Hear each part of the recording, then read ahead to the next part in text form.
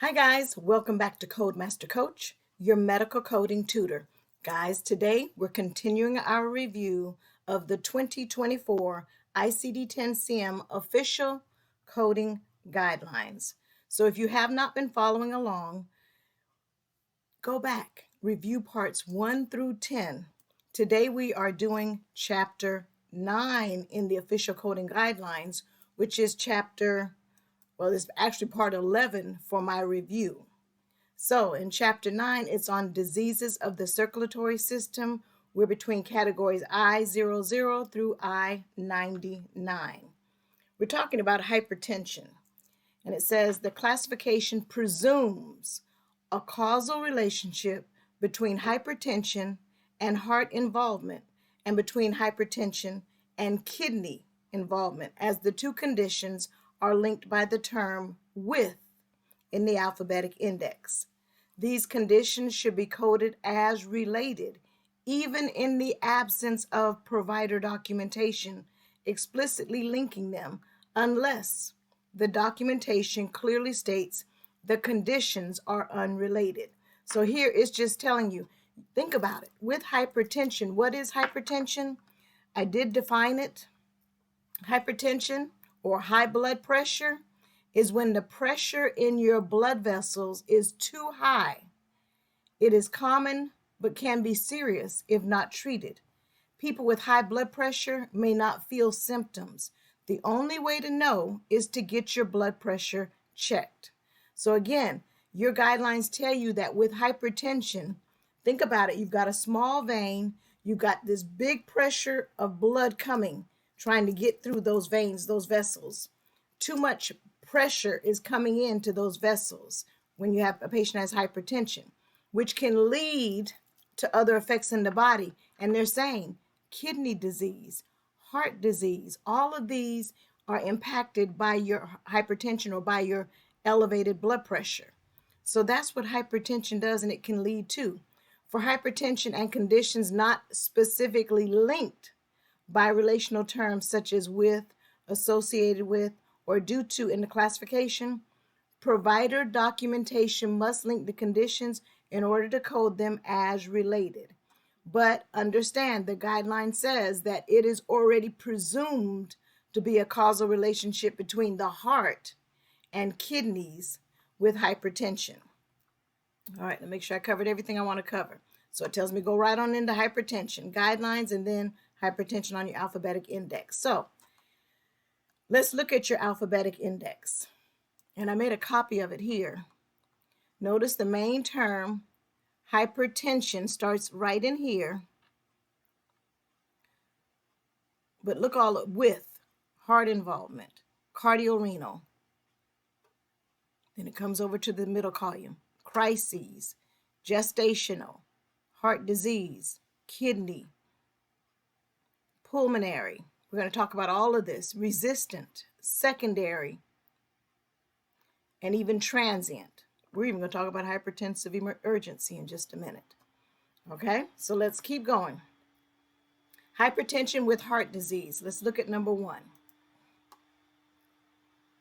Hypertension with heart conditions that are classified to I-50. If you look up any kind of heart condition, let's just say congestive heart failure, it'll give you code I-50 or I-51.4 through I-51.7, I-5189, I-51.9 are assigned to a code from category I-11, hypertensive heart disease. Use additional codes from category I-50, heart failure, to identify the type of heart failure in those patients with heart failure. So again, it's saying, let's look at hypertension. Let's go back and look at main term hypertension with heart. So I'm going to go back to our hypertension. There's our main term hypertension. And if I go to heart right here, it's I-11.9. And it says these conditions, same thing the guideline just said. These conditions in I-51.4 through I-51.9 due to hypertension will be in the hypertensive code is I-11.9, and then use the additional code for those. So notice I-11 is for heart. Okay, let's keep going. It says the same heart condition with hypertension are coded separately if the provider has documented that they are unrelated to the hypertension. But, and I made sure I highlighted, sequence according to the circumstances of the admission or encounter. We as coders know which one goes first. What is the primary reason for the visit of the patient today? That's what you're sequencing first. Make sure I covered everything from number 1 that I want to cover. That's A. And that's number 1. Yep. Hypertension with heart disease is I-11. Hypertensive chronic kidney disease, let's go to the guideline. Number 2. Assign code from category I-12. Hypertensive chronic kidney disease when both hypertension and a condition classifiable to category N18, which are your chronic kidney failures, are present. CKD should not be coded as hypertensive if the patient or if the provider indicates that the CKD is not related to the hypertension. Because remember, this classification automatically assumes a cause and effect. But if your provider indicates that they are not related, then don't relate them. Then an appropriate code from category N18 should be used as a secondary code with the code from category I-12 to identify the stage of the chronic kidney disease. So let me go back up here to hypertension. Who is in my alphabetic index, so that's over here. Let's go back to hypertension with kidney, main term hypertension, kidney, it is I-12, just like the guideline says. Okay? If a patient's hypertensive chronic disease and acute renal failure, then the acute renal failure should also be coded. So if they have a chronic kidney disease and an acute renal failure, then you need an additional code for the renal failure. But again, sequence according to the circumstances of the admission or encounter. Make sure I covered everything I want for number 2. Hypertensive chronic kidney disease guidelines, a secondary condition, so it's hypertension should be coded first. So note the order, and in your alphabetic index, when you go to hypertension, kidney, it's I-12. So that I-12 code should go before your kidney conditions. They're showing a cause and effect relationship. Had you not had hypertension so bad, or let it go on so long, it would not have gotten to the heart, the kidneys, and affected the kidneys. So hypertension is your first listed code, but show the cause and effect with kidneys. Hypertension with kidneys is I-12. All right, let's move on to number 3, hypertensive heart and chronic kidney disease. Assign code from combination category I-13, hypertensive heart and chronic kidney disease when there is a hypertension with both heart and kidney involvement. If heart failure is present, assign an additional code from category I-50 to identify the type of heart failure. The appropriate code from category N18 for the chronic kidney disease should be used as a secondary code with the code from category I-13 to identify the stage of the chronic kidney disease. And then it says codes in category I-13, hypertensive heart and chronic kidney disease, are combination codes that include hypertension, heart disease, and chronic kidney disease. The includes note at I-13 specifies that the condition include at I-11 and I-12 are included together in I-13. So let me go up here and show you on the hypertension table. I think I made a note to myself that says guideline, then alphabetic index, go to hypertension, cardiorenal, heart, and kidneys. So let's go up here to hypertension. There's hypertension. Come down to cardiorenal, and it is a I-13 code right there. Okay? Let's make sure we covered the rest of that guideline. For patients with both acute renal failure and chronic kidney disease, as stated above, The acute renal failure should also be coded and then sequenced according to the circumstances of the admission or encounter. All right, let's look at number 4, hypertensive cerebrovascular disease. Now this one gets a little tricky. For hypertensive cerebrovascular disease, first assign the appropriate code from categories I-60 through I-69, followed by the appropriate hypertension code. So let me see what my notes for number 4 say. Guidelines, then alphabetic index, sequela cerebrovascular.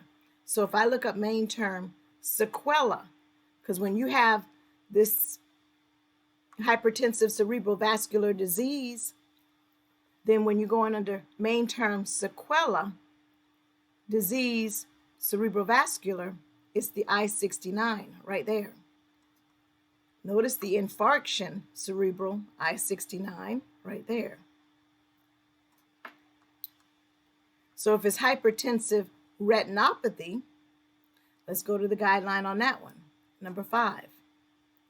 Subcategory H35.0, background retinopathy and retinal vascular changes should be used along with the code from category I-10 through I-15 in the hypertensive diseases section to include the systemic hypertension. And then the sequencing is based on the reason for the encounter. So let's look at what I have for number 5. I'm taking you to the tabular. When we look up retinopathy, hypertensive, it gives you H35. So let's look at H35. So I made a copy of my tabular list, and we're going to go down to code H35 right there. There's category H35, other retinal disorders. But notice there's a note, code also any associated hypertension. Let me enlarge that. Code also any associated hypertension, I-10. Always tell my students, love your code book and it will love you back with the right answer. It's telling you here the steps to appropriately code. Okay? Look at 6, hypertension secondary. Let's look at the guideline. Secondary hypertension is due to an underlying condition. 2 codes are required.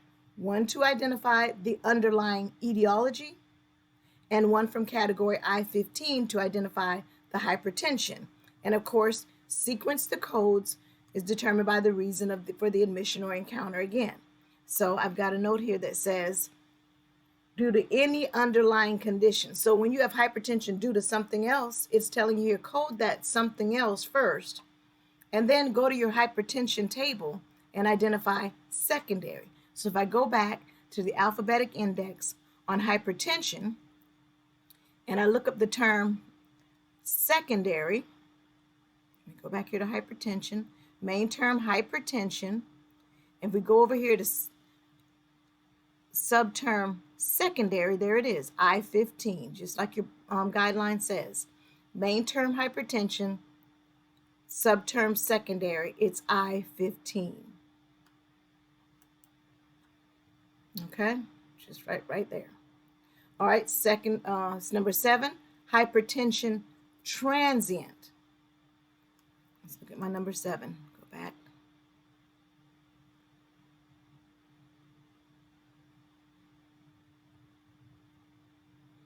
It says go to the guideline.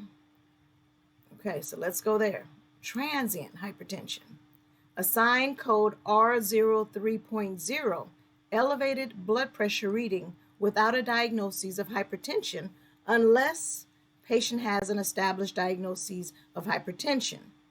Then you assign code O13 for gestational hypertension without significant proteinuria, or O14 preeclampsia for transient hypertension pregnancy. So we're going to go back up to the hypertension table so that I can show you each of these situations.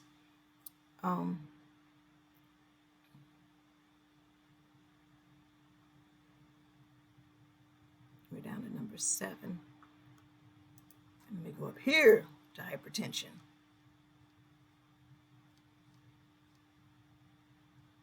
If we go to main term hypertension, If we go to transient, there it is, R03.0. But if it's gestational, hypertension gestational, see, without significant proteinuria, pregnancy induced, 013. Just what the guideline just said.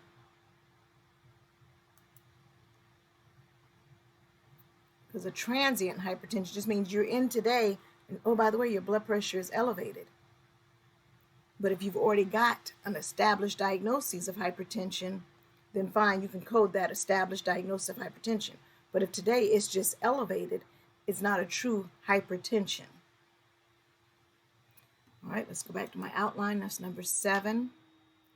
Make sure I covered everything for number 7 that I wanted to cover.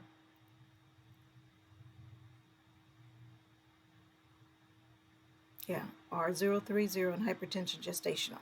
All right, what about controlled hypertension? This diagnostic statement usually refers to an existing state of hypertension under control by therapy, such as, your blood pressure medications. So assign the appropriate code from categories I-10 through I-15 for hypertensive disease. Now, what does 9? Hypertension uncontrolled. Let's look at 9. Uncontrolled hypertension may refer to untreated hypertension or hypertension that's not responding to current therapeutic regimen. In either case, assign the appropriate code from categories I-10 through I-15 for hypertensive diseases. Straight from the guidelines, code it straight. That's no other issues there. Now, when you're in a hypertensive crisis, let's look at what it says for crisis. Assign a code from category I-16, hypertensive crisis, for documented hypertensive urgency, hypertensive emergency, or unspecified hypertensive crisis. Code also any identified hypertensive disease. And then sequencing is based on the reason for the encounter. So I just have a note here that says, if I looked under the main term hypertension in the alphabetic index, and if I go to crisis, it'll give me code I-16. So let me show you that. Go back to main term hypertension.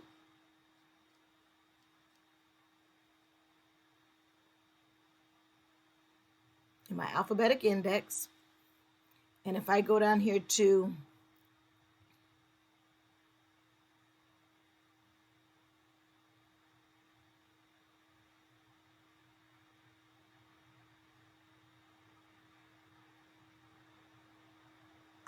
crisis right there, hypertension, crisis, I-16. Okay, just like the guideline says, I-16, crisis. Okay, now we're down to pulmonary hypertension, number 11, pulmonary hypertension. Go to the guideline, then the alphabetic index, okay? So, pulmonary hypertension is classified to category I-27, other pulmonary heart disease. For secondary pulmonary hypertension, comes in at I-27.1 or I-27.2 on. Code also any associated conditions or adverse effects of drugs or toxins. And the sequencing is based on the reason for the encounter, except for the adverse effects of drugs. So it makes you wonder exactly what is pulmonary hypertension. Pulmonary hypertension happens when the pressure in the blood vessels leading from the heart to the lungs is too high. With pulmonary hypertension, the blood vessels to the lungs develop an increased amount of muscle in the wall of the blood vessel. So think about it here. It's too much pressure and it's causing those vessels to get muscular, okay? Those walls to thicken. And it comes in at I-27. So let's go back to the alphabetic index. We're going to look at main term hypertension, subterm pulmonary, and see if it comes in at I-27. So I'm going to go back.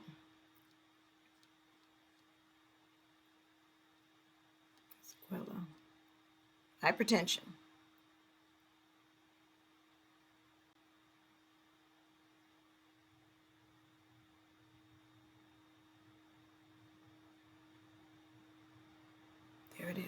pulmonary. We're in the main term, hypertension. Tell by the top of this row, main term is in bold print, flush left, starts with a capital letter, and there's pulmonary, I-27. It's got some modifiers underneath there, but again, pulmonary and secondary, right there, I-27. All right, that's 11. Let's look at the guideline for 12.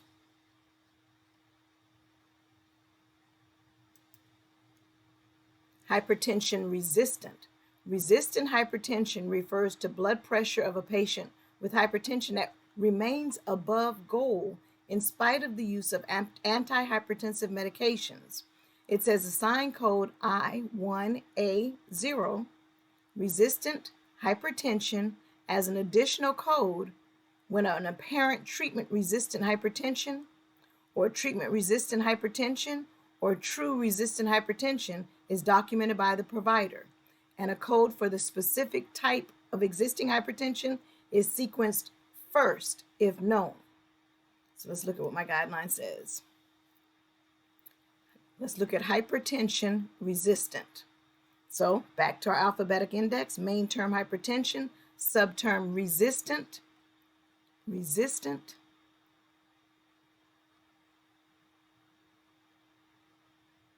okay, here it is. I'm under main term, hypertension, and I'm coming down to resistant. There it is, I1A0. And if it's secondary, it's I15, but that's something else. We're just going to stay under this resistant, I1A0. Okay?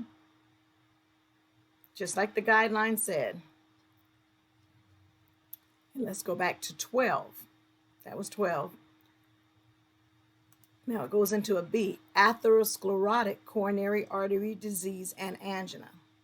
I-10, or ICD-10-CM, has combination codes for atherosclerotic heart disease with angina, or angina, however, pectoris. I had some commenter said, I wish you could pronounce those. Again, medical terms are based on the individual that's stating the term. I might say angina, you might say angina. Neither one of us are incorrect, as long as you know what you're talking about.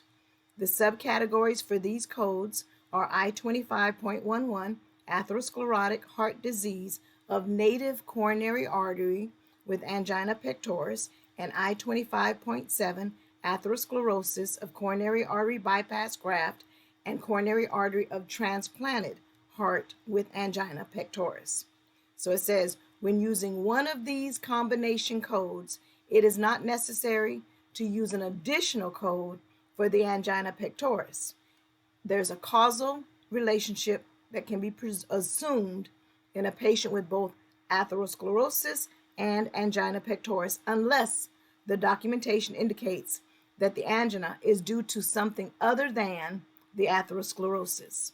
And if a patient with coronary artery disease is admitted due to an acute myocardial infarction, AMI, and the AMI should be sequenced before the coronary artery disease, because think about the urgency here. All right, so let's look back at B in our guidelines. Let's look at atherosclerosis, because it's going to tell us to go to arterial sclerosis and then coronary artery. But be careful with bypass graft versus native vessel. So let's look at the guideline. We go to arterial sclerosis. Let's see. What we're supposed to look up? Let me go back up here. Atherosclerosis. So let's go to main term, atherosclerosis.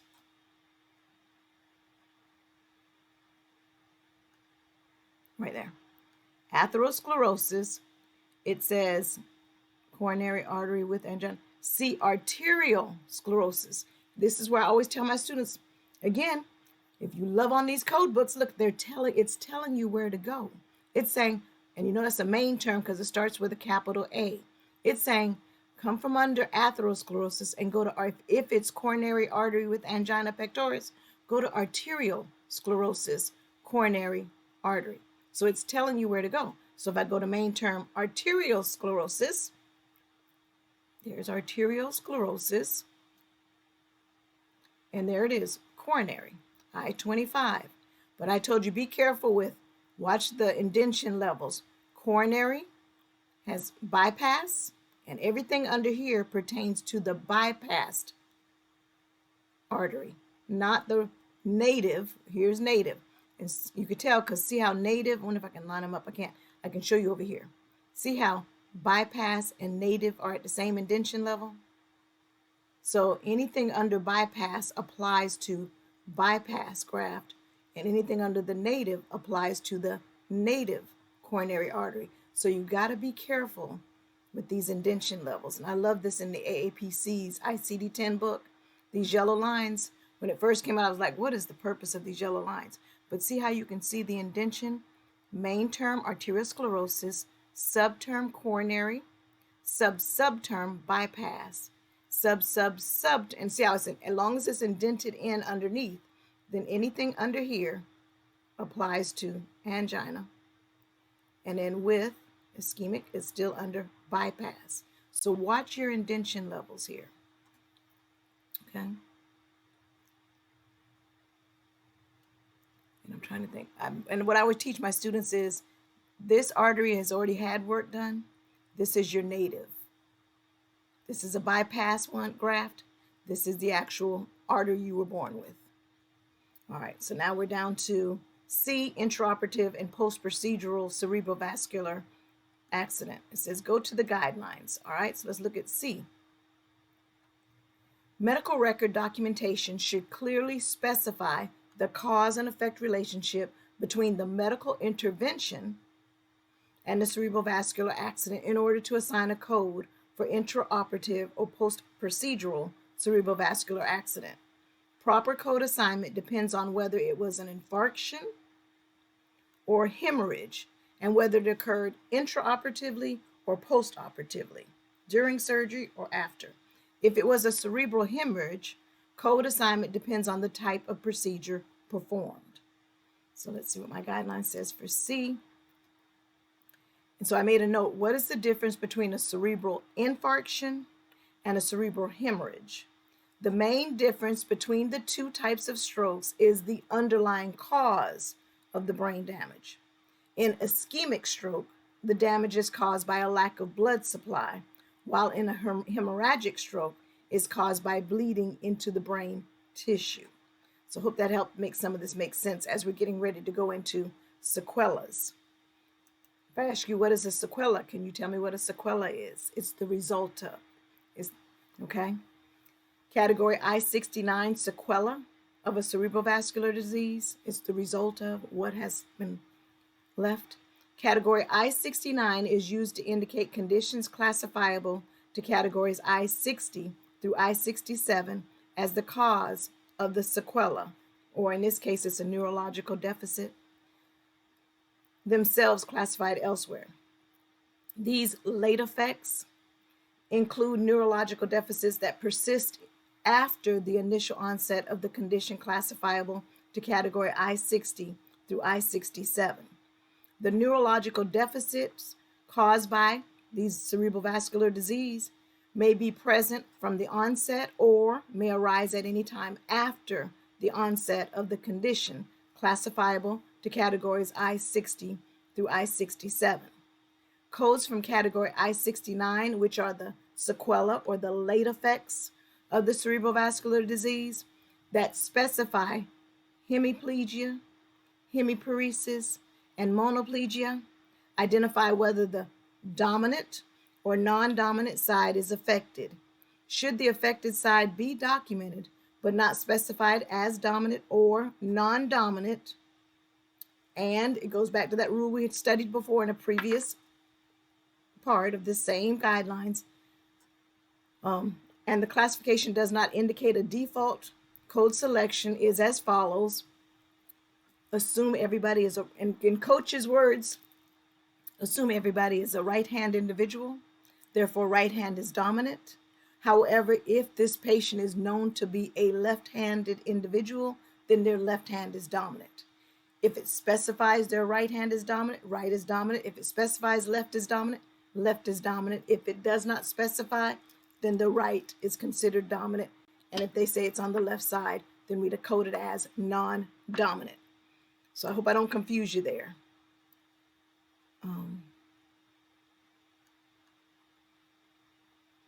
Okay, so let's look at what we got here under strokes. 2, codes from category I-69 may be assigned on a healthcare record with codes from I-60 through I-67 if the patient has a current cerebrovascular disease and deficit from an old cerebrovascular disease. When I see codes I-69, I know that they have already gone through the acute phase of a stroke or a cerebrovascular accident, and they have some neurological deficits. I've seen people that have had strokes, and they've had a stroke, it was 20 years ago, and they're still paralyzed on one side of their body. So that's an I-69. I'm just identifying the fact that they still have the hemiparesis today, even though they had the stroke 20 years ago. But codes I-60 through I-67 are a current stroke. And you can have one stroke and have another one on top of it. So that's what I said here. Codes from category I-69 with codes from category I-60 through I-67. And I just put one stroke on top of another. I-69 is the old. I-60 through I-67 is a current stroke. All right, and look at codes from category I-69 and personal history of transient ischemic attack, TIA, and cerebral infarction. So let's see what number 3 says. Codes from category I-69 should not be assigned if the patient does not have any neurological deficit. So if you've had a stroke and you're back to normal, then you're going to use the Z8673 code. You had a history of a previous stroke, but you no longer have any effects, no neurological deficits. So you wouldn't use the I-69. You'd use the history Z86.73 code. Okay. All right, we're going to stop here because I don't want these videos to be too long, and I want you to take these studies seriously of these official coding guidelines. All right, guys, thanks for following along with me. Stay in your code books, and as you can see, your code book gives you the answer. Spend time in these books. Follow the notes. If the notes say, go here. Atherosclerosis said go to arterial sclerosis. Difference between the bypass and the native. Review your book. As you walked along with me, you saw how I moved from the main term hypertension to the type cardiorenal,